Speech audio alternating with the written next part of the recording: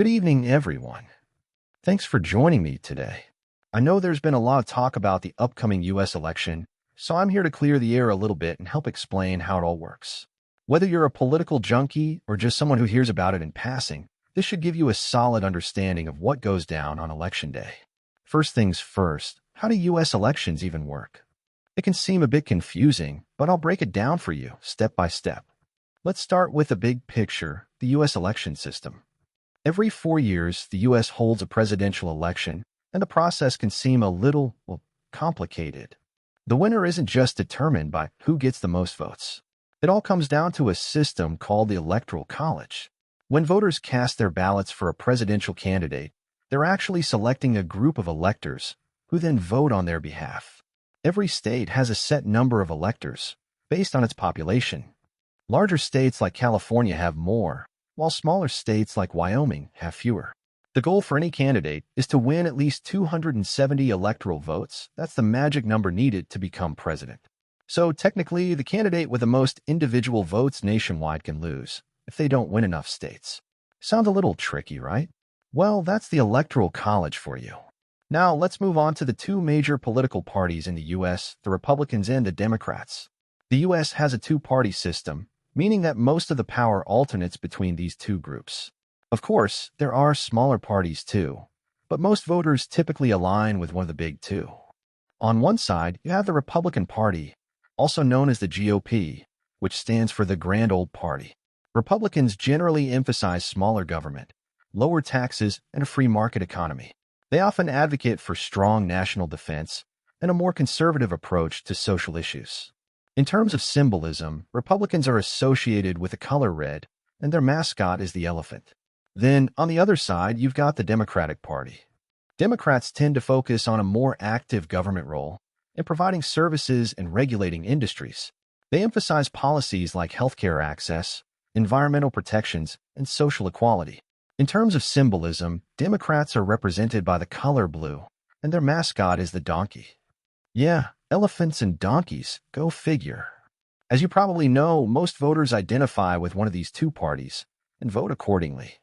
However, there's a significant group of people called independent voters who don't necessarily align with either party. These folks can swing either way, which makes them a key target for candidates during election season. Speaking of swinging, we can't talk about U.S. elections without mentioning swing states. You've probably heard this term tossed around before. Swing states, also known as battleground states, are the states where the outcome could go either way, Republican or Democrat.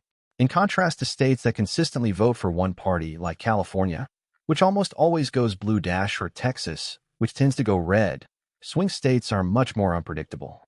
These states, like Florida, Pennsylvania, and Ohio, often get a lot of attention during the campaign season. Why? Because they can make or break the election. Candidates spend a huge amount of time and money trying to win over voters in these key areas, knowing that winning these states could tip the election in their favor. Think of swing states like the wild card in a poker game. You never know how it's going to go until the last minute. Now, the election happens every 4 years, always on the first Tuesday after the first Monday in November. Why that specific day, you ask? This tradition dates back to the 1800s, when that day was convenient for farmers who needed time to travel to polling stations. So, yeah, a tradition based on farmers on horseback has stuck around for centuries. Only in America, right? But the election isn't just about the president. Voters also choose members of Congress. There are two chambers in Congress, the Senate and the House of Representatives. The Senate has 100 members, 2 per state, who serve 6-year terms. The House has 435 members, with a number of representatives from each state determined by its population. Congress is super important because it's where laws are made, budgets are set, and policies are debated. So even though the presidential race gets the most attention, these other elections are vital too. Let's not forget about voter turnout. People in the U.S. can vote in different ways. Some go to polling stations in person, others vote early, and many choose to vote by mail.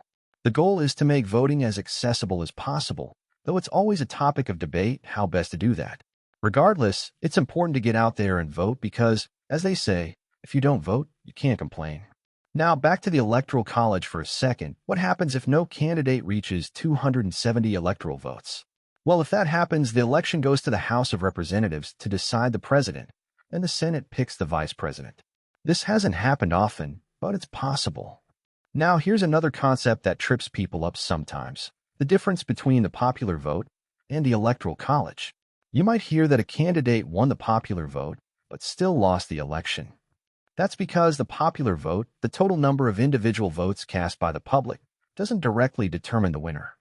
It's all about those 270 electoral votes, which are based on winning states, not the total number of votes nationwide. So yes, it's possible to win more votes overall, but still lose the election. Strange, but true. Okay, so we've covered the major players, the Electoral College, swing states, and Congress. What else is important? Well, one thing that's often overlooked is how crucial local elections are. Sure, the presidential race gets all the headlines, but your local and state elections are where decisions are made about things that impact your daily life, like schools, public safety, and infrastructure. So when you're filling out that ballot, don't forget to check out those names further down the list. And look, if all this still sounds confusing, don't sweat it. The U.S. election system may seem like a maze, but with a little effort, you can navigate it. Keep up with the news, do your research, and most importantly, vote. Even if you think your voice doesn't matter, it absolutely does. Remember, democracy works best when everyone participates. All right, folks, that's a wrap for today's U.S. election crash course. Hopefully, you've learned something new, or at least clarified something that felt murky. Thanks for sticking with me. And remember, whether you're red, blue, or somewhere in between, the most important thing is to get out there and vote. Thanks again. And if you have any questions, I'm here to help.